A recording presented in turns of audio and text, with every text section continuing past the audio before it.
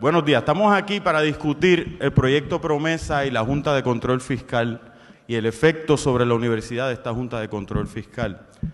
Antes de pasar con nuestro rector, solamente un comentario. Había una profesora que me preguntaba esta semana qué pasa, que está terminando ahora, que por qué nosotros tenemos que hacer una actividad como esta, a modo de protesta, ¿verdad? Porque había que pedirle a los profesores que enviaran sus estudiantes, una profesora que no es del Departamento de Ciencias Sociales, obviamente, y yo me quedé reflexionando sobre ese asunto y pensé, nosotros no hacemos esta actividad porque estamos en el medio del proceso de la campaña política, aunque sería totalmente válido hacerlo desde esa perspectiva. No hacemos esta actividad porque seamos activistas con respecto a un issue particular, aunque sería totalmente válido, aceptable y necesario hacerlo desde esa perspectiva, sino que hacemos esta actividad porque es pertinente, porque es importante y porque es parte de las tareas de lo que se supone que haga la universidad, de evaluar lo que está pasando en el país y lo que puede tener un efecto sobre nuestra institución y a su vez tiene un efecto sobre lo que pasa en el país. Así que desde esa perspectiva es que hacemos esta actividad. Quiero primero reconocer al presidente de la Hermandad de Empleados Exentos No Docentes, el compañero José Torres, presidente de la Asociación Puertorriqueña de Profesores Universitarios, el compañero Miguel Hernández, y para aquellos estudiantes que han cogido la clase de teoría sociológica conmigo y yo les he machacado el asunto del joven Marx y la diferencia con el viejo Marx, pues aquí está el doctor George Fromm, profesor de filosofía del recinto de Río Piedra, que es de la gente de donde yo aprendí a hablar de esas diferencias. Los dejo con el doctor Mario Medina, rector del recinto de Calley.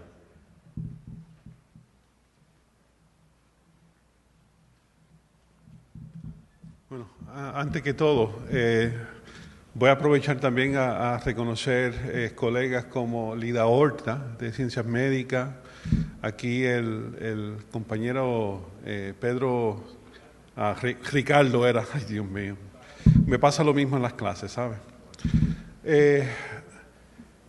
Cuando salió, ¿verdad?, lo de la legislación en cuanto a promesa,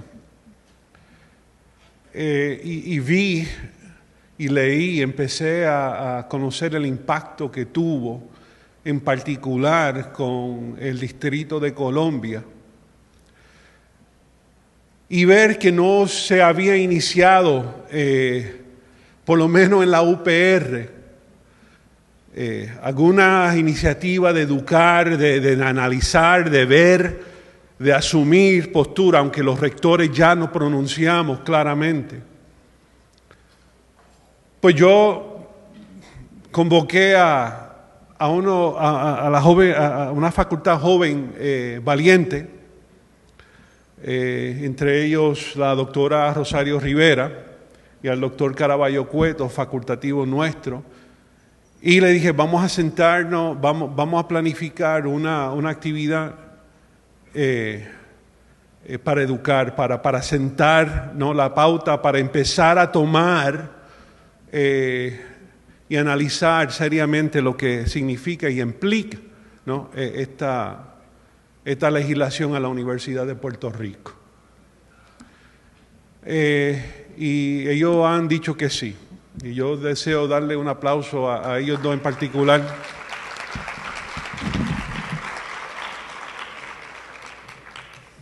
Muy bien, ya lo calenté.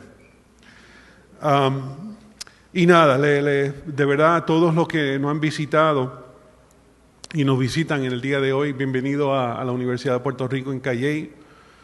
El recinto más hermoso del sistema, sin eso no hay duda y lo digo donde sea. Le queremos dar una calurosa bienvenida a nuestras invitadas en particular, ¿no?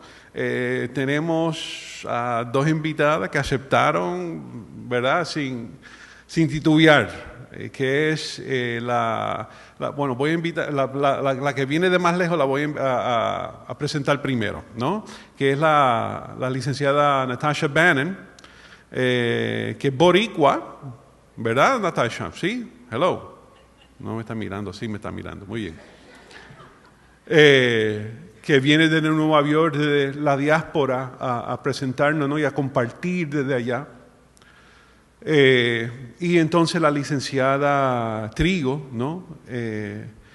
Que ya ha escrito varios artículos y un libro también en particular sobre promesa. No deseo dejar de mencionar y agradecer a los boricuas de la diáspora, que ha liderado también la ex rectora de Calley, que los rectores de Calley somos así, yo creo. Sí. No, bueno, vamos a cualificar eso, algunos. Muy bien, ese brincó José ahí, muy bien. Desde la diáspora, un grupo de facultativos se han levantado y han plasmado, ¿no?, una voz clara en cuanto a la postura y en cuanto a promesa y la Universidad de Puerto Rico. A ellos le damos, ¿verdad?, un agradecimiento. Sin mayor preámbulo, vamos a comenzar la actividad de hoy. Agradecemos al doctor Ángel Rodríguez, que en el día de hoy nos va a moderar, ¿verdad? Muy bien. Gracias. ¿Vieron cómo brincó después que dijo los rectores de Calley, verdad? Se acordó que leyó las noticias recientemente, pero esos son otros problemas. Bueno, la actividad de hoy se divide en 3 paneles fundamentales. El primer panel es sobre la perspectiva económica de la Ley Promesa y la Junta del Control Fiscal. Voy a ir presentándoles los panelistas en la medida que vayamos llegando a los paneles.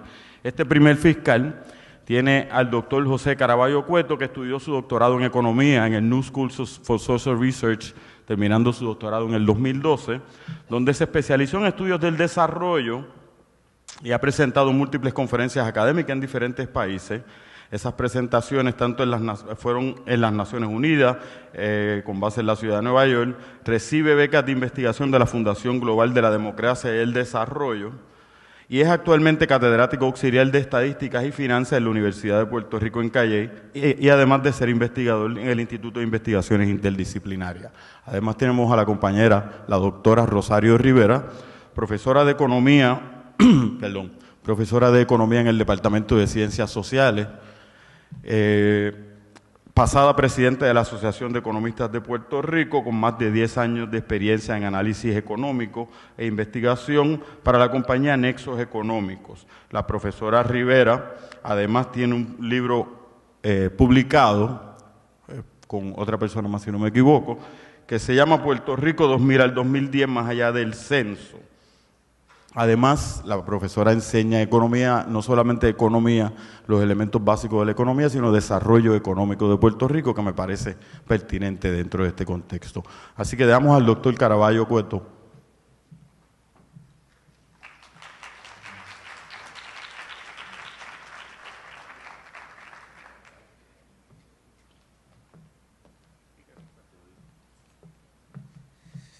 Bueno, muy buenos días a todos y todas.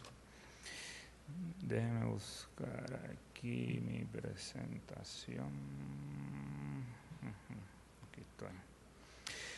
Bueno, yo les voy a hablar un poco más del área económica, más que del área fiscal. Y es importante señalar de entrada que estamos viviendo el momento más trascendental en nuestra historia económica reciente. Puerto Rico está actualmente en su Gran Depresión, la Gran Depresión de los 30, no, que le llamamos Gran Depresión, en realidad fue Gran Depresión en los países ricos del norte. Puerto Rico cogió sus resacas de esa Gran Depresión del norte, pero cuando uno compara la caída en la producción que ha tenido esta depresión, compara la profundidad y la longitud de esta caída versus la de los 30, es mucho mayor. Estamos hablando que el Producto Nacional Bruto, que es la medida que se utiliza, la medida de la economía, ¿verdad?, de los bienes y servicios que se venden finales, que es lo que se utiliza para saber si estamos en una recesión o si la economía está creciendo o no, está al nivel del 1999 cuando la ajustamos por inflación. En otras palabras, la economía de Puerto Rico todavía no conoce al siglo XXI, por decirlo así. Se han perdido alrededor de 268,000 empleos desde que comenzó esta depresión en el año 2006. Más de 600,000 personas han migrado en términos brutos, o sea, sin contar los que regresan, solamente los que se van, han migrado más de 600,000 personas desde el año 2006.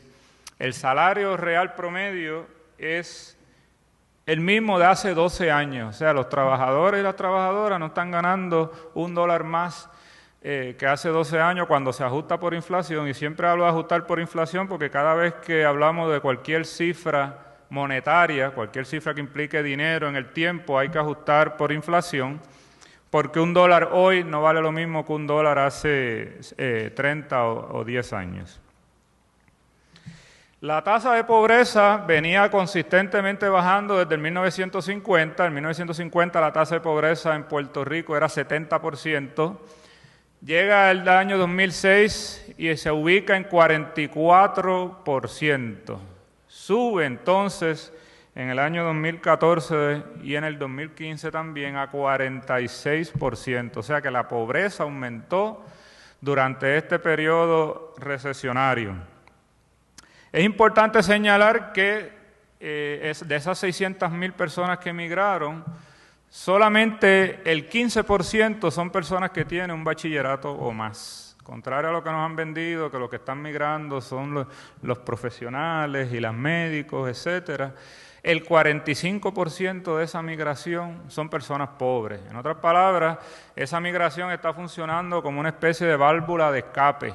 Si esas personas pobres, que son alrededor de 240,000, no hubiesen migrado, la tasa de pobreza en Puerto Rico hoy fuese 51%. En otras palabras, la mayor parte de la población fuese pobre si no fuese gracias a la migración. Esta tasa de pobreza que les dije que es 46%, no se distribuye homogéneamente a través de todo Puerto Rico. Si usted vive cerca del área metropolitana, si usted es de Guaynabo City o es del país de Cagua, la tasa de pobreza está por debajo del 25%. Sin embargo, si usted se va para Ciales, se va para Maricao, la tasa de pobreza está sobre el 60%. ¿Qué pasa en el área metropolitana? Van a ver en un rato que la producción en Puerto Rico se concentra en el área metropolitana, por eso es que hay tanto tapón de todas las áreas, desde el área este, oeste y sur hacia el área metropolitana siempre, porque ahí es que se concentra la actividad económica. Mientras más lejos usted vive del área metropolitana, menos acceso tiene a la actividad económica, mayor su proporción a sufrir pobreza. Hay personas que dicen que esta pobreza está sobreestimada porque si son los umbrales federales, que aquí en Puerto Rico hay que usar otros umbrales, etcétera, que la gente subestima sus ingresos. He escuchado muchas historias sobre por qué esa tasa de pobreza supuestamente no es adecuada para Puerto Rico. Sin embargo, en un trabajo que hicimos en el Informe de Desarrollo Humano, en particular la doctora Ailín Segarra, se mide la pobreza de forma multidimensional, o sea, ya olvidándonos solamente del ingreso, si miramos pobreza multidimensional a través de 10 indicadores, un hogar se consideraba pobre en ese índice multidimensional si en 3 renglones tenía carencia, ya sea en la vivienda, sea en hacinamiento dentro de la vivienda, sea falta de transportación, falta de plan médico, etcétera. ¿Saben qué? Se encontró más pobreza cuando se mide la pobreza multidimensionalmente que cuando se considera solamente el ingreso, que es lo que usamos para medir la tasa de pobreza. Así que decir que la tasa de pobreza está inflada porque la gente subestima sus ingresos y no sé qué, no sé cuánto, la realidad es que cuando la miro multidimensionalmente encuentro 47% de pobreza versus 46% cuando utilizo la tasa de pobreza. Otras personas me dicen que la pobreza en Puerto Rico es porque las personas son un montón de vagos y vagas. Sin embargo, 1 de cada 5 personas que trabaja hoy en Puerto Rico son pobres. 1 de cada 5 personas que trabaja son pobres. La desigualdad ha aumentado en este periodo. Estamos hablando de que en el año 2012 Puerto Rico se ubicó en la notoria lista de estar entre los 5 países con la desigualdad económica más grande del mundo. Yo recuerdo cuando yo estudiaba y tenía la edad de los estudiantes míos que andan por ahí, que me decían que Brasil era el país más desigual del mundo porque estaban unas mansiones al lado de unas favelas. ¿Saben qué? La desigualdad de Puerto Rico es mayor que la de Brasil. De hecho, es la segunda más alta de todo este hemisferio americano.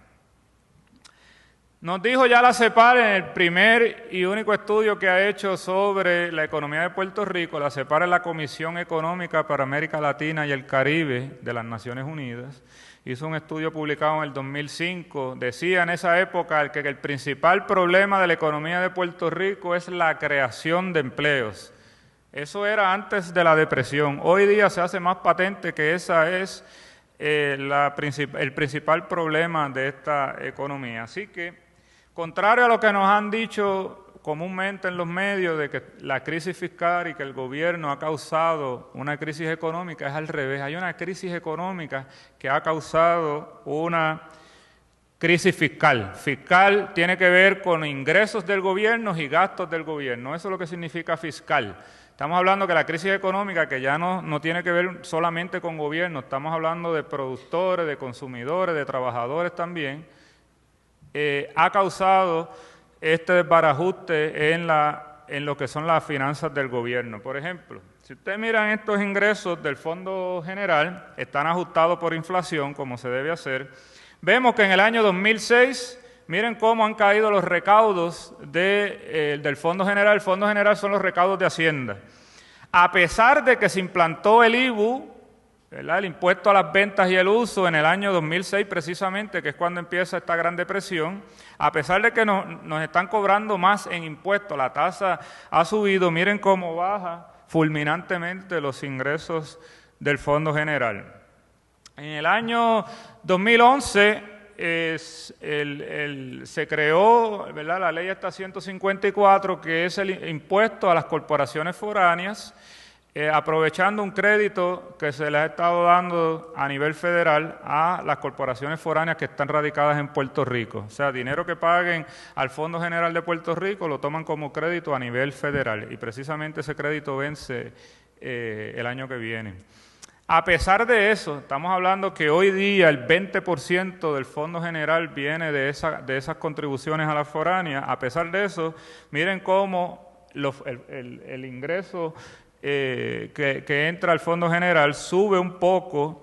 Luego, el año pasado nos aumentan el IBU al 11.5 sin dar ninguna rebaja en ningún otro renglón. Y miren que a pesar de que se sube el IBU al 11.5, bajaron los recaudos en ese año. ¿Qué pasó entonces en el año 2006 que hay esa caída abrupta en los recaudos del gobierno? Se acaba la sesión 936, aquí se descansó por años en invitar manufactura extranjera, se descansó en ese modelo. Aquí se olvidó que había que diversificar la economía, se olvidó de que había que fortalecer el capital local y de momento el Congreso dijo, de hecho, una candidata que está ahora mismo corriendo para la presidencia de Estados Unidos fue una de las personas que estuvo envuelta en esa eliminación de las 936, dijo, vamos a quitar eso porque yo quiero que esas fábricas que están en Puerto Rico vayan a Estados Unidos a producir. Y adivinen qué pasó, ni fueron para Estados Unidos ni en Puerto Rico, se fueron para México, para Malasia. ¿Verdad? El efecto secundario de esa medicina fue que la economía de Puerto Rico se desploma. Si se desploma la economía de Puerto Rico, entonces los recaudos del gobierno bajan, porque los recaudos del gobierno no es otra cosa que un pedacito de esa economía, un porcentaje de esa economía, el gobierno lo obtiene para cubrir sus gastos. Vemos la deuda, hemos visto por ahí en algunos medios que nos ponen la deuda sin ajustarla por inflación, como si $1 de deuda hoy equivaliese a $1 de deuda en el 1970. Eso lo enseña en Economía 3005. Esa es la cosa más básica en economía, ajustar por inflación. La deuda no la puede estudiar ajustándola por inflación o poniendo la deuda sobre el Producto Nacional Bruto. Puedes hacer esas dos cosas si quieres ver el movimiento de la deuda a través del tiempo. Vemos cómo la deuda pública, la deuda del gobierno central, de las corporaciones públicas de Puerto Rico y los municipios, de esos tres, cómo bajó de finales de los 70 a principios de los 90.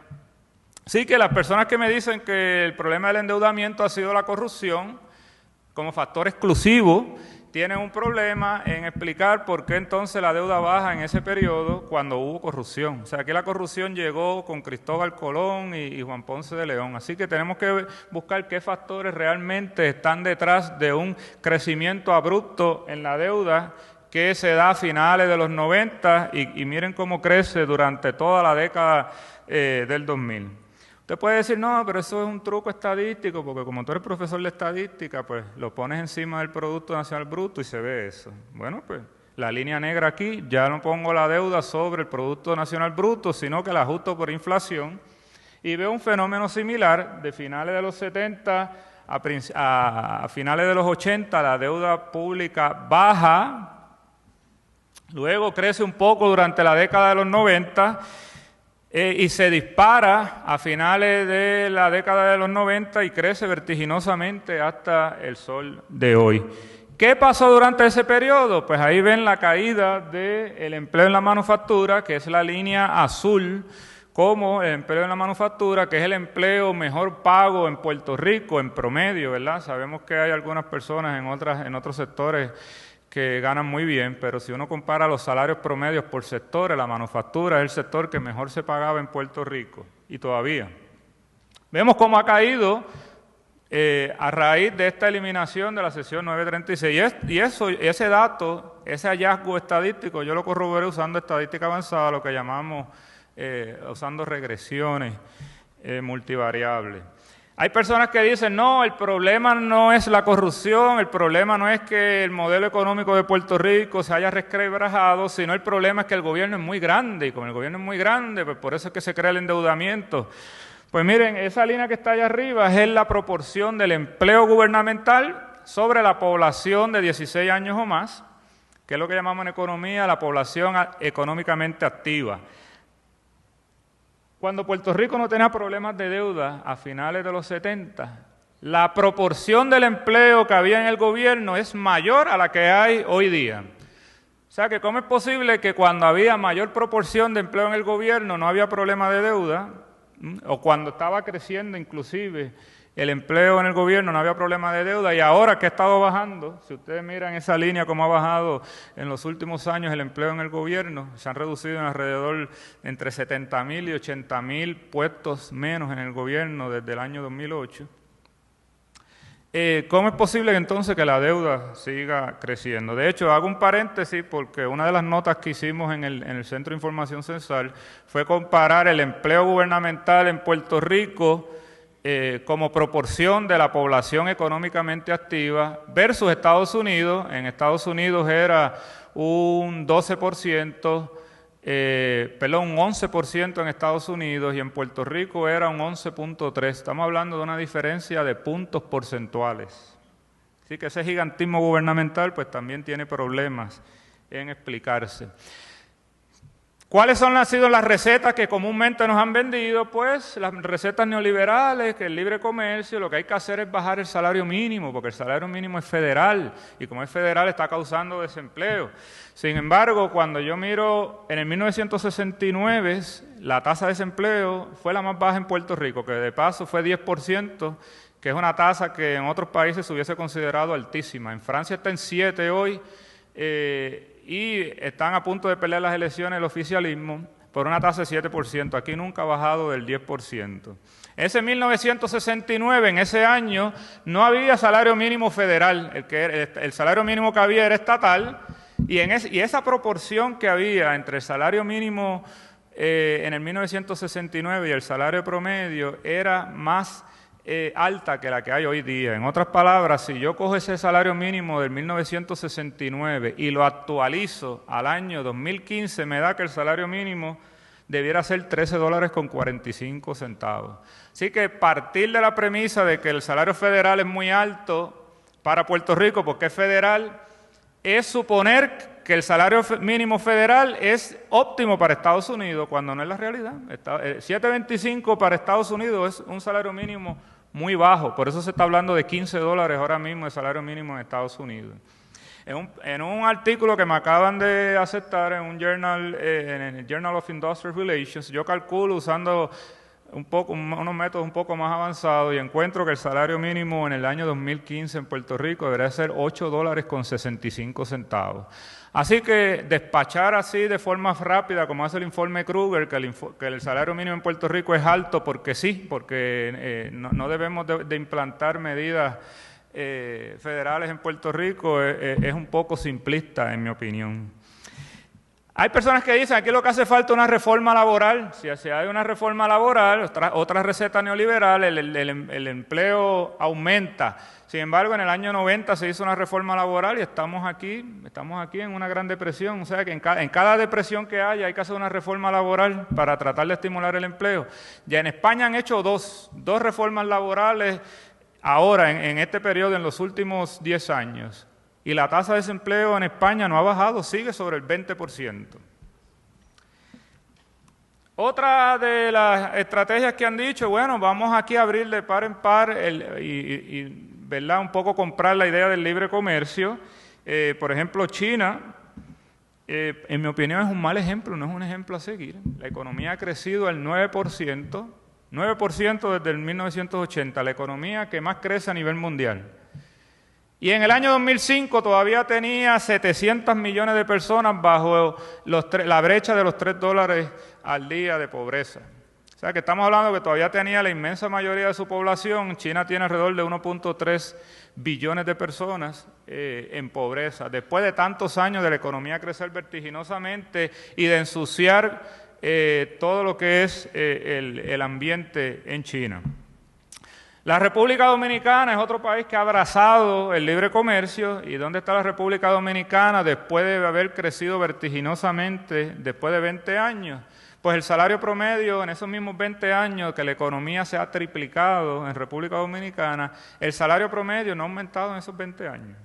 Incluso están ganando menos en el año 2011 que en 1991 los trabajadores y las trabajadoras, que son la mayoría del pueblo. En Puerto Rico, pues también nos han vendido, han abrazado mucha gente en el país la idea de la Junta de Control, y lo pongo en mayúscula porque si tiene poder de veto, si puede irse por encima del gobierno electo democráticamente en Puerto Rico, pues es una Junta de Control, eso no es supervisión. Supervisión es si no tengo poder de veto. Hay gente que ha abrazado esta idea y esa Junta lo que viene es a trabajar el área fiscal, no va a trabajar el área económica. En ningún sitio de las 88 páginas del proyecto Promesa se habla de Economic Development, en ningún sitio. Ahí lo que se habla es de restablecer el crédito, de proteger los intereses de los acreedores, etcétera. En ningún sitio se habla de corrupción tampoco. Hay gente que dice, sí, es bueno para que metan en cintura a los gobernadores. Bueno, yo estoy de acuerdo que lo metan en cintura, pero no son ellos los que lo van a hacer, lo tenemos que hacer nosotros. Tenemos que buscar las medidas para fiscalizar lo que es la gestión pública. Eso no lo va a hacer la Junta. En ningún sitio dice la Junta que lo va a hacer. Esos son inventos de la gente en los medios y en las calles. La Junta tiene dos opciones para cuadrar el presupuesto del gobierno. O puede reestructurar la deuda o puede recortar lo que es el gasto público, lo que son los servicios que se le da a la ciudadanía, muchos de ellos que son servicios esenciales. Hasta ahora, todo lo que ha dicho la Junta es enfocándose en recortar lo que es el gasto público. Todavía no han mencionado nada de reestructurar la deuda y, de hecho, la paralización de litigios de cobro vence en febrero y van a nombrar al director ejecutivo en enero, que el director ejecutivo o director es la persona que va a estar trabajando en el día a día con las finanzas del gobierno. Lo único que han dicho es que quieren que la universidad, que varias agencias le sometan informes. Hay personas que dicen que es bueno que venga una junta de afuera porque los partidos tradicionales han fracasado. Bueno, pues que hay otros partidos. Si ese es el problema, hay otros partidos. Pero la realidad es que esta junta está dominada por esos mismos dos partidos principales, porque ¿de dónde salen muchas de estas personas que están en esos partidos? De hecho, hay dos de estas personas que están envueltas en un escándalo financiero con el sistema de retiro, y por lo que el sistema de retiro demanda al Banco Santander hace como un mes, porque cuando el Banco Santander estaba siendo dirigido por el señor García y el señor González, ambos los que están en la Junta de Control Fiscal hoy día. ¿Qué hizo la Junta de Control Fiscal en Washington, D.C.? Hizo que la pobreza aumentara en 3 puntos porcentuales durante su vigencia. ¿Qué ha hecho sistemas similares como la Junta de Control Fiscal en América Latina? En América Latina, en ese caso, había sido el Fondo Monetario Internacional en aquella época, que la pobreza aumentara en promedio 3%.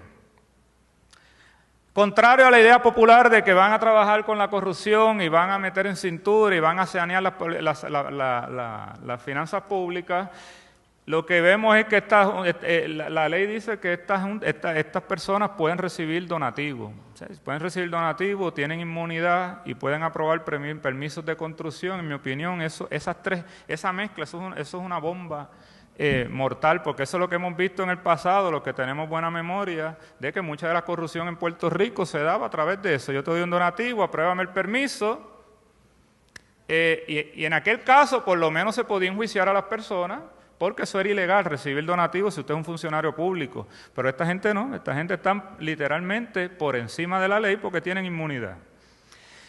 La ideología de estas personas, pues todos son conservadores y conservadoras, vienen del mundo financiero. Aquí no viene nadie de las comunidades, ni de la sociedad civil, ni viene de la academia. Todos son personas, de hecho la persona que es de la academia también trabaja en el sector financiero.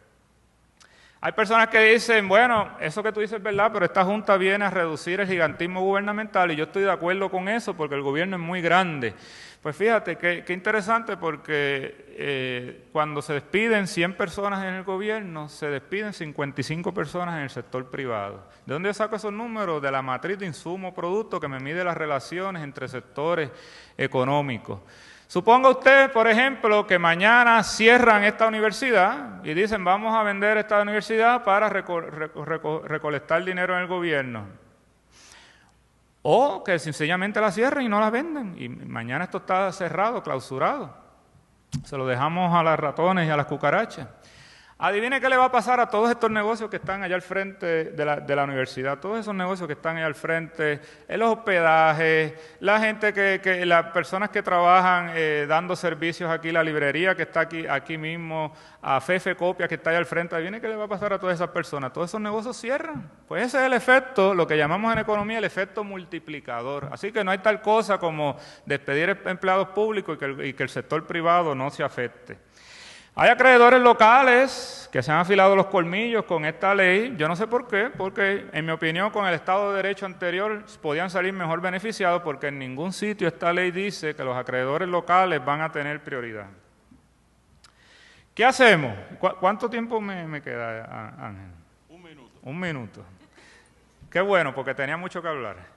Estrategias, hay muchas estrategias que se pueden hacer a nivel federal. Por ejemplo, hay un grupo de trabajo del Congreso que le llaman el Task Force, que se supone que estuviese diseñando medidas de envergadura, pero no. Yo me reuní con esa gente y esa gente no quieren saber nada que implique un costo político para ellos o un costo económico o cualquier cosa que pueda un poco revolcar el avispero. Cada vez que se le presentaba una medida, le decía, mira, vamos a eliminar las leyes de cabotaje, eso no le cuesta a ustedes nada. Eso no tiene un impacto sobre el erario. No, eso no, por el lado demócrata no, porque las uniones estadounidenses aquí, eso no le va a gustar, y por el lado republicano no, porque estas compañías transportistas son donantes de nosotros, eso aquí no se habla.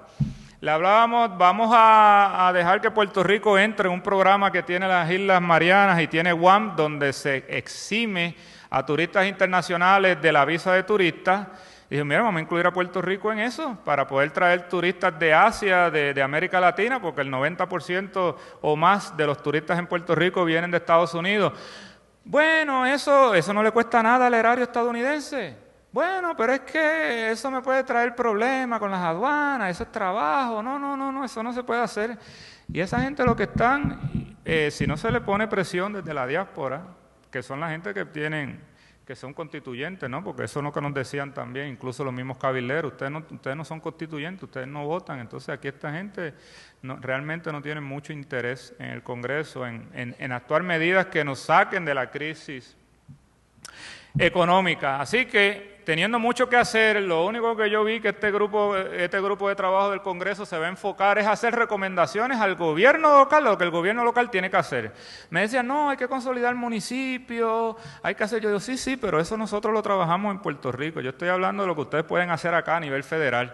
No, porque estamos en elecciones, así que realmente esperar que por ellos mismos salga alguna medida de envergadura es realmente una ilusión, es otra promesa, de hecho.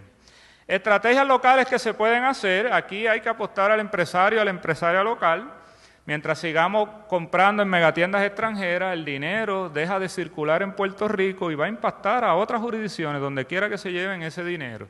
Solamente si la mitad de lo que nosotros compramos lo comprásemos en pequeñas y medianas empresas en Puerto Rico, se pudiesen crear alrededor de 24,000 empleos nuevos, directos, netos. Netos porque ya les resté los que se hubiesen dado en las megatiendas, directos porque no estoy incluyendo el impacto indirecto económico. O sea, esa gente nueva que está empleada puede entonces también consumir más y eso genera a su vez un efecto multiplicador.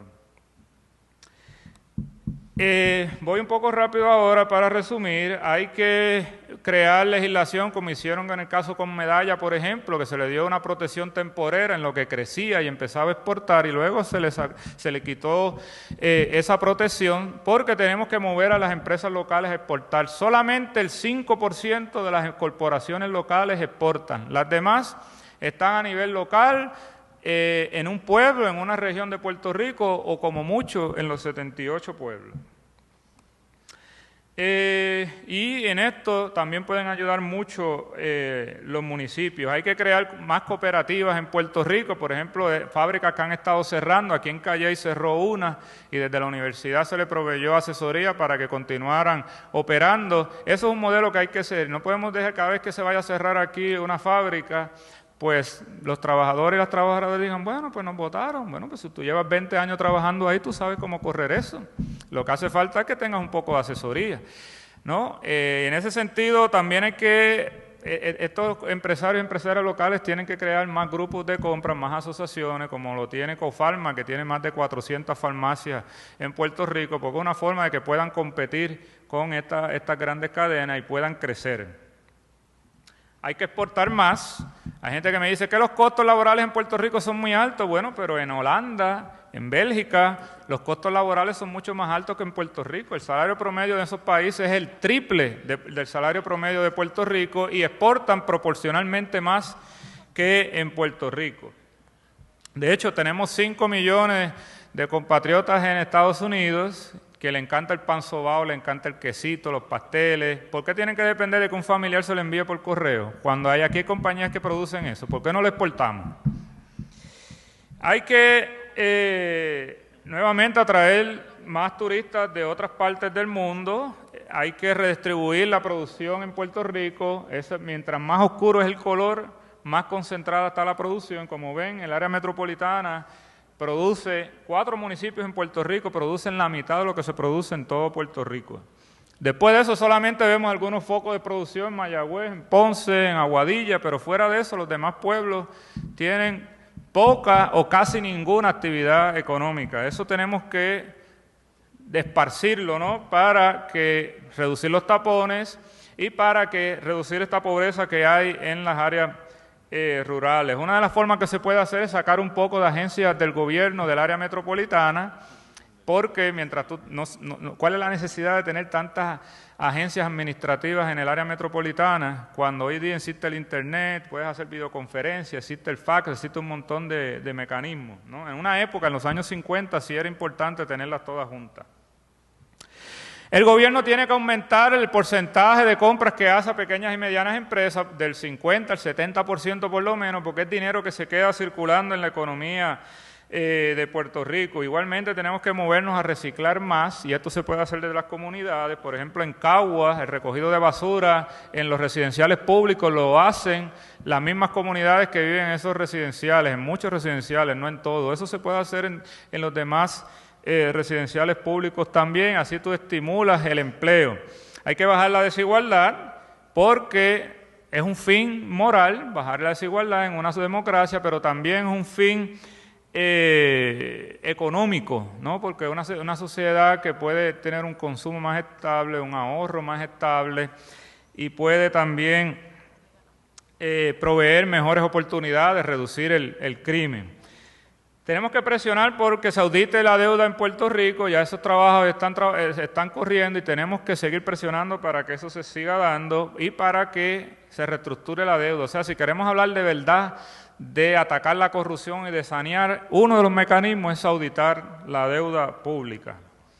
Los sindicatos tenemos que buscar la forma de insertarlos más en el debate público porque es un importante contrapeso a todas estas medidas neoliberales que se están trabajando. Así que bajo cualquier estatus, independientemente del estatus que usted prefiera, hace falta estimular la economía de Puerto Rico, hace falta crecer este sector local, este sector privado local, que es un sector muy tímido y muy dependiente de que el gobierno me dé el contrato, que me otorguen preferencia en la Asociación de Servicios Generales, en la Administración de Servicios Generales, cuando aquí hay mucho más que pueden hacer, pueden moverse, exportar más y la universidad puede hacer mucho más para ayudar a que estas empresas locales crezcan y se fortalezcan y ayuden a que se creen empleos en Puerto Rico. Bueno, hasta aquí los dejo porque me quedé sin tiempo. Muchas gracias. Gracias al compañero José Caraballo. No se extendió tanto, no es por mucho que te pasaste, no te preocupes. La compañera Rosario Rivera.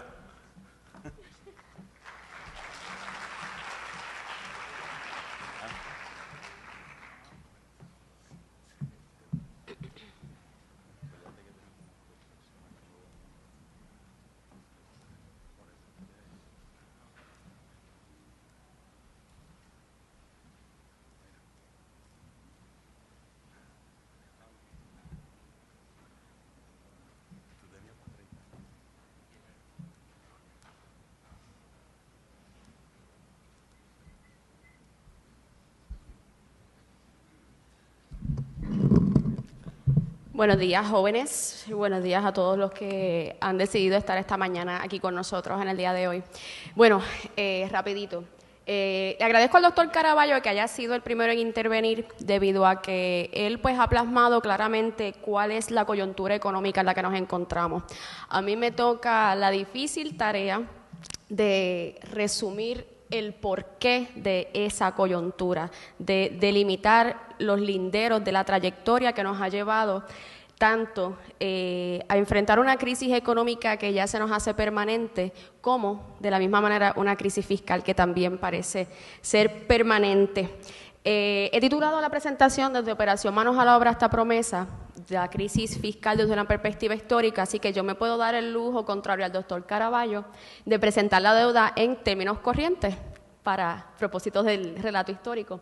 Pero básicamente lo que quiero dejar establecido primero que todo es en qué se fundamenta nuestro modelo económico como para que hayamos llegado al punto en el que estamos en el 2016, tanto económicamente como fiscal. Y es que estamos hablando de un modelo económico establecido desde 1950, un modelo para desarrollar una estructura subdesarrollada, agraria, con altos niveles de pobreza, supremamente hundida en un estado ya depresivo, solo superado por esta situación económica actual, y que se desarrolla a través de un entramado de incentivos contributivos, tanto locales como federales, para atraer empresas de manufactura, fundamentalmente de capital norteamericano. Y de manera que desde el 50 hasta los 70, como vamos a ver, que es cuando se traza esa línea de cuando comienza a debilitarse nuestra estructura económica hasta el presente, nuestra economía va a fundamentalmente depender de dos ventajas competitivas: incentivos contributivos y mano de obra barata. Y vamos a ver precisamente que esos elementos son los que, a medida que vayan perdiendo relevancia, dado por factores internos y externos, van a provocar esa caída libre de nuestra economía. Antes de eso, y de ir sobre cómo se establece esa trayectoria, hay que establecer unos fundamentos. ¿Cuáles son las condiciones económicas y políticas previas a la economía moderna? Y que cabe señalar, siguen estando vigentes. Y esas están consignadas desde la concepción de las leyes orgánicas en 1900 y 1917, leyes Foraker y Jones. Actualmente ese Estado de Derecho ha sido sustituido desde 1950 por la Ley 600, la Ley de Relaciones Federales Puerto Rico-Estados Unidos, que es la ley que nos habilita para redactar nuestra Constitución, construir la figura jurídica del Estado Libre Asociado y la herramienta más importante, entre muchas comillas, para poder desarrollar nuestra economía, que es la autonomía fiscal. Y es que toda sociedad, todo país debe contar con 3 herramientas de política económica para poder desarrollarse a plenitud. Y son 3 herramientas fundamentales: la política comercial, la política monetaria y la política fiscal. A la altura de 1950, previa a 1950, Puerto Rico no contaba con ninguna de esas 3 herramientas debido precisamente a la condición colonial política de las leyes orgánicas. Estamos hablando de que a partir de estas leyes orgánicas Puerto Rico no cuenta con control de su política comercial, de manera que estamos incapacitados de hacer tratados comerciales, negociar aranceles, acuerdos colaborativos significativos en áreas económicas y contributivas y estratégicas. No podemos negociar aranceles comerciales y se nos ha impuesto la aplicación de las leyes de cabotaje. Esto sigue así hasta el presente. No tenemos control de nuestra política monetaria porque no manejamos nuestra propia moneda, así que estamos sujetos al sistema monetario del dólar americano, el cual fue implementado en 1900, luego de devaluar y desaparecer la moneda local con la que contábamos, oficializada en el siglo XIX, el peso puertorriqueño. Actualmente esto sigue siendo así. De hecho, como vamos a ver, yo voy a hacer un recuento de década por década de los eventos más importantes económicos y fiscales que nos trajeron hasta aquí, y uno de los elementos que resalta es que cuando Estados Unidos está en crisis económica y maneja su política monetaria para controlar sus ciclos económicos, los primeros afectados somos nosotros. Por otro lado, la política fiscal, que es la que tiene que ver con esta crisis que básicamente estamos discutiendo en el día de hoy, que nos trae esta promesa. La política fiscal es la que tiene que ver con el manejo del presupuesto, los gastos gubernamentales y el sistema contributivo para impactar la economía. Y hasta 1950-52 Puerto Rico no tuvo control de su política fiscal hasta que se articula la Ley 600, el Estado Libre Asociado y la famosa autonomía fiscal del ELA. Hasta este momento nuestros funcionarios fundamentales de presupuesto y hacienda eran funcionarios norteamericanos. Quiere esto decir que si nos vamos al actual estado de cosas, Puerto Rico ha regresado no a 1950, sino al 1900, sin control de su política comercial, sin control de su política monetaria y sin control de la única herramienta que por más de 50 años tuvo disponible. Básicamente hemos vuelto al punto de partida. ¿Qué nos quiere decir esto? Que si un país tiene 3 herramientas económicas, una sociedad tiene 3 herramientas económicas para poder fortalecer, construir y desarrollar su economía, y siempre históricamente solo ha contado con 2 de ellas, no ha contado con 2 de ellas y solo con política fiscal a partir del 50, ¿qué creen que ustedes que iba a pasar con el paso del tiempo si de 3 herramientas solo puedes explotar una? Que eventualmente esa herramienta nos iba a explotar en la cara, y eso es nuestra crisis fiscal. Básicamente, esa forma en que nosotros hemos llegado hasta aquí, hasta esta crisis económica y fiscal, ha dependido fundamentalmente de la génesis de cómo se construyó el Estado político y económico moderno. Y eso se hizo al calor del escenario de la Segunda Guerra Mundial, donde luego del fin de la guerra, el mundo abre sus espacios para competir por el capital manufacturero, para reducir costos, aumentar ganancias y diversificar sus fuentes de producción. Y ahí es donde se desarrolla Operación Manos a la Obra como el plan de industrialización y el modelo escogido para desarrollar nuestra economía, fundamentado en mano de obra barata, incentivos contributivos locales y federales, que sería la Ley de Incentivos Industriales del 47, todavía vigente, y los incentivos contributivos federales, empezando por la sección 931 y la fallecida ya sección 936. Tendríamos libre acceso al mercado americano sin impuestos de aduana, programas de entrenamiento que el propio gobierno local iba a proveer para estas empresas y el financiamiento de capital de trabajo provisto fundamentalmente por una agencia bien importante, el Banco Gubernamental de Fomento, que ya sabemos que está insolvente y quebrado en el 2016. Las condiciones económicas en Puerto Rico luego de la articulación de este plan económico serían lo suficientemente rápidas y lograrían el objetivo que se estaba buscando de desarrollar la economía aceleradamente, de manera que Puerto Rico se convertiría, como en algún momento se llamó en la revista Time, en el laboratorio de la democracia latinoamericana, o en la vitrina del Caribe, o en el milagro caribeño, o en el Showcase of the Caribbean. Se nos pusieron tantos y tantos nombres al haber desarrollado aceleradamente nuestra economía, que nos convertimos en un ejemplo económico para el resto del mundo. ¿Qué comienza entonces a pasar? Luego de haber tenido una década muy exitosa entre el 50 y el 60, donde nuestro crecimiento del Producto Nacional Bruto Real alcanzaría los promedios del 7%, altas tasas de crecimiento para una economía subdesarrollada. Vamos a ver que el preámbulo al descenso de nuestra economía comienza en la década del 60, cuando los incentivos locales de la ley del 47 comienzan a expirar, cuando por resultado natural del proceso económico el nivel de vida, el estándar de vida comienza a mejorar con un aumento en los salarios, pues ya esa mano de obra barata comienza a perder atractivo para el capital norteamericano, teniendo en cuenta que en los 50 las industrias que se establecen en el país son intensivas en mano de obra, que son las textileras. Así que si comienzan a aumentar los salarios, vamos a ver un impacto en el empleo de esas empresas.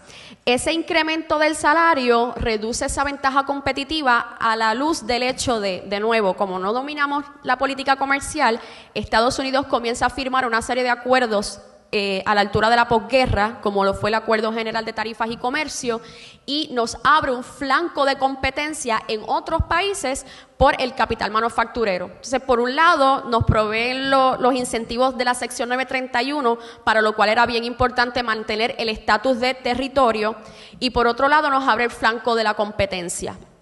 Eso entonces llamó a redireccionar la política industrial de la época, a promover industrias más intensivas en capital y no en mano de obra, que fueran resistentes a los ciclos económicos. Y aquí entonces se construye el complejo petroquímico de la Corco, que es esa mole de metal tanque que usted ve en Peñuelas, Guayanilla, que es la refinería de petróleo del Estado Libre Asociado. Esa refinería cerró tan pronto abrió en los 70.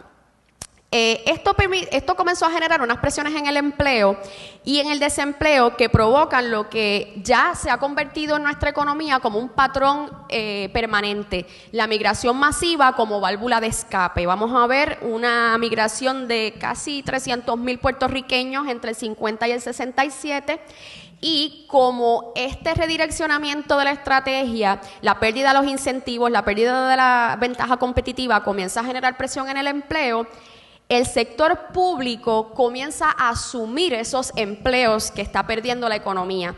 Y al asumir esos empleos que está perdiendo la economía, vamos a ver que hay que asumir entonces una deuda pública que se emite para cubrir esta nueva realidad del sector público, con un 13% de crecimiento promedio en la década del 61 al 70. Esto se demuestra básicamente cómo cambió el empleo por décadas a partir del 60 en adelante. Si se fijan, en la década del 60 y 70, las tasas de crecimiento de la manufactura y el gobierno se fueron intercambiando. A medida que fue entrando la crisis, el empleo en manufactura iba disminuyendo en intensidad y el empleo en gobierno iba aumentando en intensidad de creación. Esa presión comienza entonces a generar necesidades, además de la propia economía que ya comenzaba a, llamamos, como le decimos, ralentizarse, a volverse más lenta. Hay una presión adicional de crear nueva deuda y de emitir nuevos créditos. Llega la década del 70, ya la enfrentamos con un estado de debilidad y ocurre lo que se supone que ocurriera muchos años después, el primer quiebre estructural de nuestra economía. Estamos hablando de que por haber escogido un modelo de desarrollo económico de integración por invitación y de desarrollo por integración en la economía norteamericana, tan pronto comenzaran los golpes duros en la economía norteamericana y en la economía internacional, la economía de Puerto Rico los iba a adoptar por pura asociación. Y ocurre en el 73 un evento muy importante que impacta esa nueva estrategia de las petroquímicas, que fue el embargo petrolero del 73, donde los países de la OPEP, por un conflicto completamente externo a nosotros, que es la guerra del Yom Kippur, le emprenden contra los países aliados y desarrollados, cierran los abastos de petróleo y cuadruplican los precios del petróleo, matando básicamente en el vientre esa estrategia de las petroleras. Eso provoca una recesión a nivel mundial, una recesión en Estados Unidos, y de ahí entonces nosotros nos contagiamos con esa crisis económica y enfrentamos dos eventos. La primera, crisis fiscal, porque habíamos financiado y emitido deuda durante los pasados 20 años para poder construir un nuevo país, construir infraestructura física, infraestructura social, y cuando llegó la crisis ya estábamos demasiado comprometidos fiscalmente para poder hacerle el frente. Y nos cogió básicamente sin preparar y sin recursos para enfrentar la crisis. De ahí que surgen nuevos impuestos. Esta crisis la enfrentó en su primera gobernación el gobernador Rafael Hernández Colón, y le costó también la gobernación en las próximas elecciones. Esa primera crisis fiscal se va a dar en el contexto de la primera crisis económica, la primera recesión de nuestra economía moderna en 1974, que es el año que definimos como el quiebre de la estructura. Y le decimos que es un quiebre de estructura porque marca, a partir del 74, va a marcar una trayectoria distinta de nuestra economía. Quiere esto decir que, por ejemplo, desde el 50 al 74, el crecimiento de la economía era aproximadamente 6% en promedio, y del 75 al 2000, el crecimiento va a ser de aproximadamente 2%. O sea, vamos a estar hablando de dos economías distintas. Para poder asegurar que se estabilice cierta estabilidad en medio de esta crisis económica y fiscal, Estados Unidos, el Congreso de Estados Unidos extiende a Puerto Rico dos parchos económicos. Este era el momento de replantearnos toda nuestra estrategia política, nuestra estrategia económica, nuestra estrategia industrial, y lo que hace el Congreso es que extiende a Puerto Rico dos cosas: el programa de cupones de alimentos como principio de lo que será un fuerte influjo de transferencias federales hasta el presente, y la sección 936 del Código de Rentas Internas. Con esto se logra detener la crisis momentáneamente, pero no resolver los problemas de fondo de la estructura económica. Aquí se ilustra básicamente la trayectoria del Producto Nacional Bruto desde el 50 hasta el 2000, y en esa flecha roja es que se da ese quiebre estructural. Básicamente lo que un quiebre estructural significa es que si fuéramos a graficar el Producto Nacional Bruto a partir del 74, aparte, en una gráfica aparte, y compararlo con el 50 al 74, estamos hablando de una economía mucho más débil en su estructura y con crecimiento mucho más lento. Y ese va a ser básicamente el trayecto de nuestra economía hasta el presente. Esto lo que va a significar es que tanto el gobierno central como las corporaciones, como los municipios, van a tener que depender fundamentalmente, y desde aquí en adelante, en emitir deuda, en depender del crédito público para poder impactar la economía, porque la economía en sí misma, su estructura en sí misma, no era capaz de hacerlo. Así que vamos a ver un aumento bastante peligroso, o por lo menos emprender un camino peligroso de depender consistentemente de emitir deuda para poder subsistir tanto gubernamentalmente como económicamente. Y vamos a ver entonces que en ese lapso del 70 al 75 la deuda crecerá en un promedio de 25%.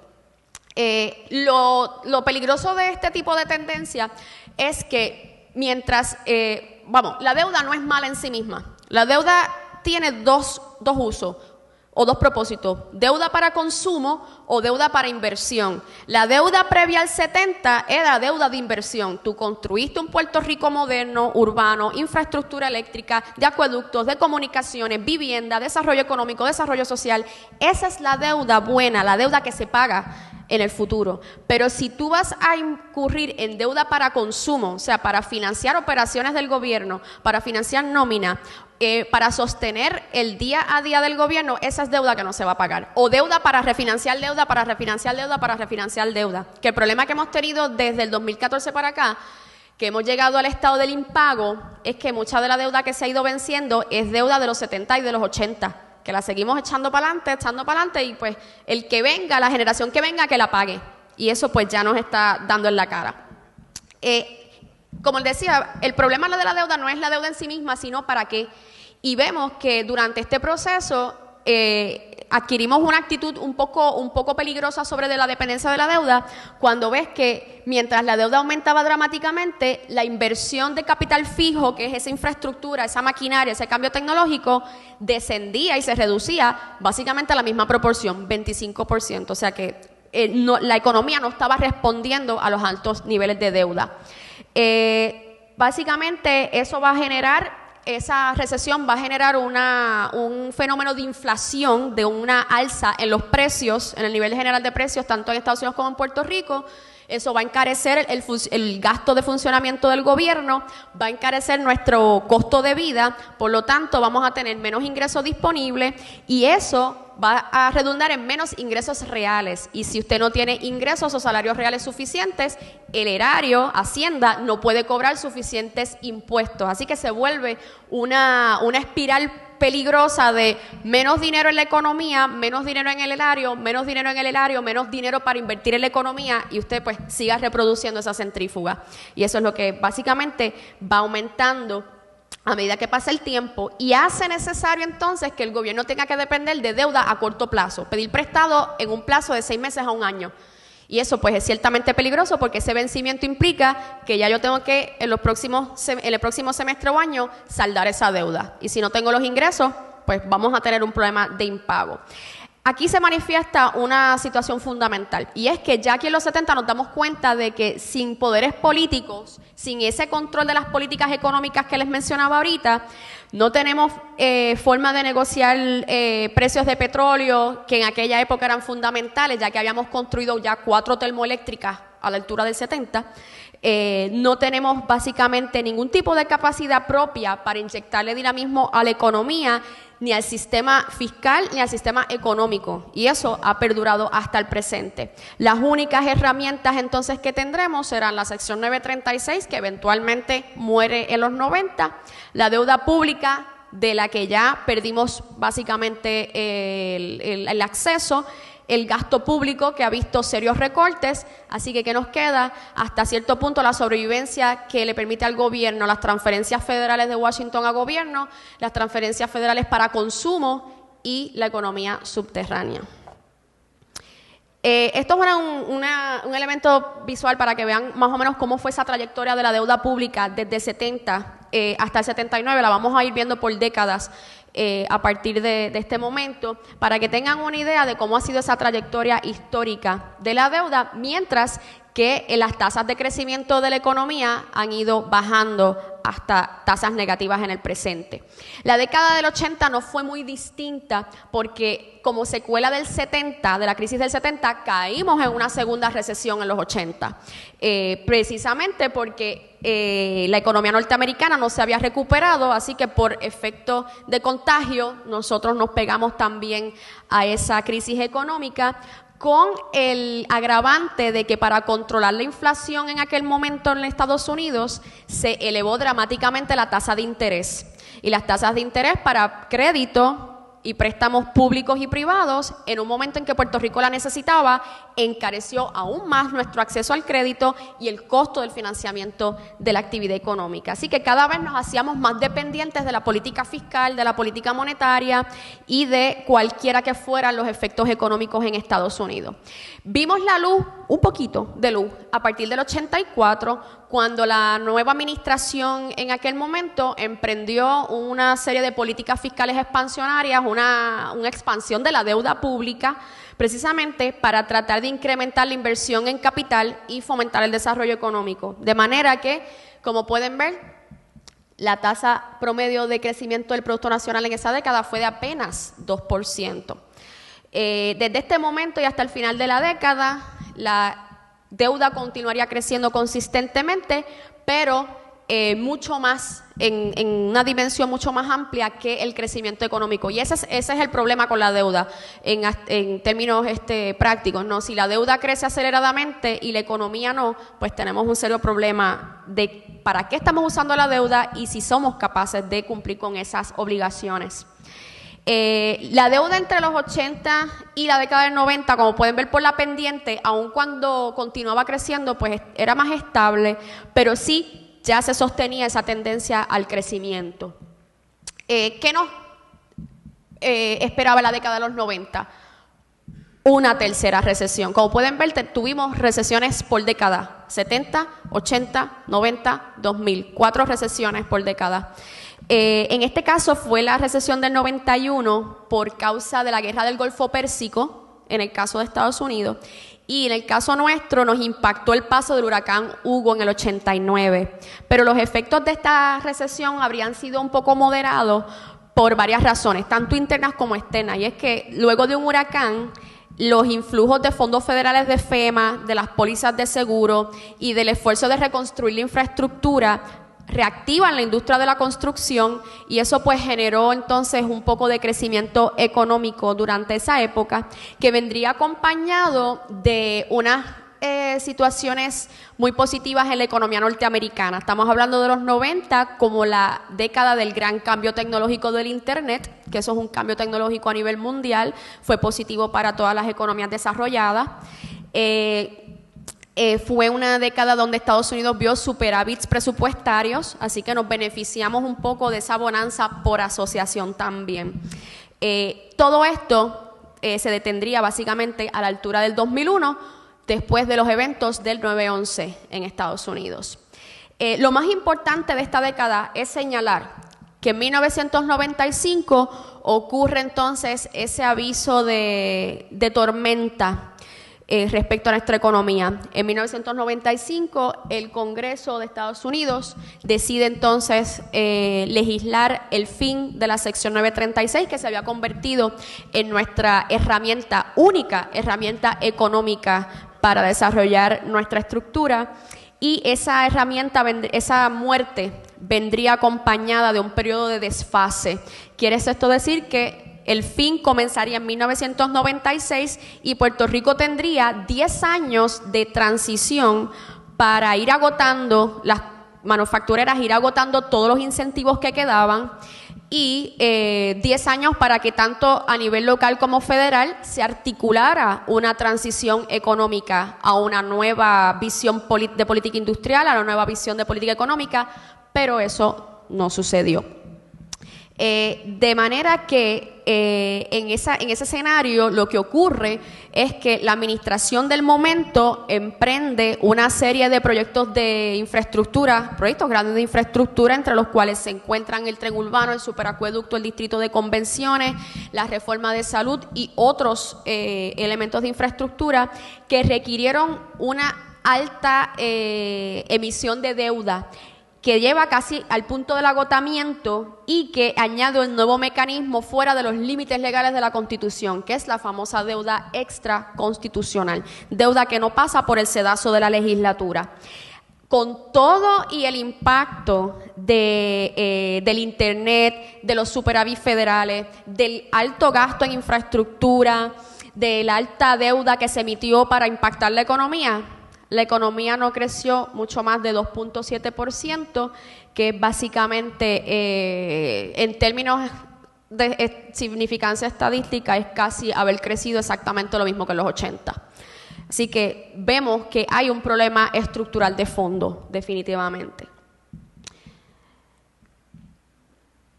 Llega el siglo XXI, la primera década del siglo XXI, como pueden ver, del 2000 al 2010 vamos a ver una tasa de crecimiento de apenas 0.4%, que eso es básicamente una economía estancada. Esa llegada de la década del 2000 va a venir acompañada de la desaceleración económica a medida que va desapareciendo los beneficios de la sección 936 sin que se tuvieran medidas correctivas o medidas paliativas. En el 2005 se asoma entonces la otra crisis fiscal que va a enfrentar el gobierno. Ya de aquí en adelante vamos a estar enfrentando crisis fiscales todos los años. acompañada de la cuarta recesión económica que se comienza a manifestar, con la diferencia de que esta crisis económica actual, que ya se ha convertido en depresión, como bien lo indicó el doctor Caraballo Cueto, es la única recesión que es puramente puertorriqueña, no tiene que ver con factores externos a nuestra economía. Eso básicamente pone ya de manifiesto la limitación que tiene el gobierno para reactivar la economía, tanto como ocurrió en las recesiones de los 70 como en los 80, con el agravante de que se profundizaron los déficits fiscales, las agencias acreditadoras comenzaron a presionar para que nosotros tomáramos acciones correctivas, los tenedores de la deuda extraconstitucional comenzaron a exigir una fuente de repago porque al ser extraconstitucional no tenía fuente de repago, y a esa deuda extraconstitucional le debemos la famosa figura del impuesto de ventas y uso, el IVU, que se establece en el 2006 en medio de ya lo que sería el año del comienzo oficial de la recesión, donde termina definitivamente los beneficios de la sección 936. En ese tranque del IVU y del presupuesto en ese año fiscal cierra el gobierno 2 semanas, lo que acelera aún más la crisis, la implementación del propio IVU en ese año, la crisis fiscal que ya estaba presente, todo eso básicamente hace que Puerto Rico entre oficialmente en recesión en el año 2006. Ya entonces en el 2008... Estados Unidos entra 2 años más tarde a su propia recesión, agrava nuestra situación, y en el 2009, con una nueva administración gubernamental, se articulan una serie de medidas de ajuste fiscal y de austeridad en el marco de la declaración de una emergencia fiscal, que lo que hace es que en lugar de atender el déficit y la deuda, acelera los niveles de déficit-deuda y acelera la caída de la economía de Puerto Rico en una depresión, con una caída acumulada del 12% del PNB. Por eso es que del 2000 al 2010, esa década se conoce como la década perdida de la economía de Puerto Rico, y como pueden ver, las tasas de crecimiento promedio ya son de tipo negativo. Aquí vemos ya entonces esa relación, esa aceleración en el crecimiento histórico de la deuda a partir de la década del 2000. El problema que, como les mencionaba, tenemos con la deuda no es necesariamente emitirla, es para qué la usamos, cómo se comporta la economía en función de esa deuda emitida, si es deuda de consumo, si es deuda para mejoras capitales, para mejoras permanentes, para mejora de infraestructura, pues no tenemos problema con ello, pero ¿cómo sabemos si tenemos un problema de deuda? Pues cuando la deuda crece mucho más rápido que el ingreso nacional neto. O sea, si no tenemos el suficiente ingreso, riqueza nacional para cumplir con nuestra obligación de deuda, pues tenemos un serio problema en esa estructura de la deuda. ¿En qué básicamente punto estamos? Pues que esas medidas de austeridad profundizaron la crisis, la economía nunca respondió a esos altos niveles de endeudamiento entre el 2009 y el 2012. En el 2012 entra una nueva administración con promesas de que no va a despedir empleados, de que no va a haber recorte del gasto público, de que no va a haber más deuda y de que no se van a financiar déficits, porque el asunto puertorriqueño era un asunto de administración gubernamental y no un asunto económico-político de profundidad. Pues se equivocaron. Cuando entró la administración en el 2013, se encontraron que el escenario era mucho peor del que pensaban, mucho peor del que estimaban, y comienzan a forzarse entonces las medidas de austeridad que esta administración había prometido no iba a llevar a cabo, como fueron las reformas de pensiones y una serie de recortes, nuevos impuestos, etcétera. Desde entonces hasta este momento, pues Puerto Rico ha enfrentado una degradación de su crédito muy por debajo de lo que es el crédito chatarra. O sea, ya el crédito de Puerto Rico está a niveles donde no hay acceso a los mercados, no hay ya esa facilidad de tener política fiscal. Ya que no tenemos ni política comercial ni política monetaria, la única política que teníamos era la política fiscal, ya eso se acabó. Se acabó con el cierre de los accesos de los mercados, recortes de gasto, mayores impuestos, más de 1.400 millones en nuevos recaudos e igual cantidad en recorte del gasto gubernamental. Ya llegamos al punto de la insolvencia fiscal, del impago, una economía que no reacciona, que no levanta, que no hay manera de en estos momentos articular ninguna estrategia que por lo menos la estabilice. Nada de eso, altos niveles de migración que tienen un peso político, fiscal y económico, las corporaciones y los municipios altamente endeudados y lo peor, cuáles serán los costos sociales de este escenario son totalmente insospechados. No es hasta el momento presente que el Congreso de Estados Unidos asumió o prestó atención al asunto de Puerto Rico luego de 10 años de profunda crisis, pero fue solo en el contexto de que sus constituyentes sonaran las alarmas de que Puerto Rico no iba a poder pagarle sus préstamos y sus deudas a sus inversionistas norteamericanos. De manera que por mucho tiempo, por muchos meses, los puertorriqueños estuvimos básicamente rehenes a cuál iba a ser el saldo final de los intereses políticos y económicos poderosos en Washington, y la respuesta de ese Congreso llegó en junio de 2016 con Promesa y la Junta de Control Fiscal. Si en algún momento habíamos tenido control de nuestro proceso económico, cosa que no es así, acabamos de perderla definitivamente luego de la aprobación de Promesa y la imposición de la Junta de Control Fiscal, y ya pues definitivamente hemos perdido todos los elementos de control y administración del proceso económico que son necesarios para articular una estrategia de desarrollo sustentable y sostenible. Con esto los dejo. Muchas gracias por su atención.